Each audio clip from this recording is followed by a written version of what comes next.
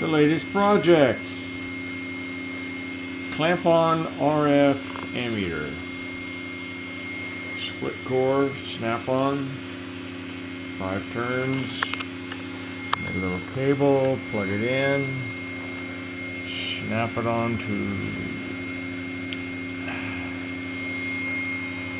the transmitter on the BC375. Key the radio.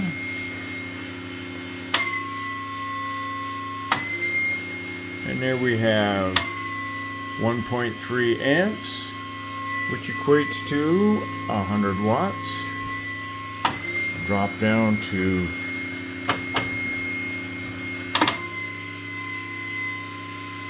50 watts, and a little less than 50. 1 amp RF.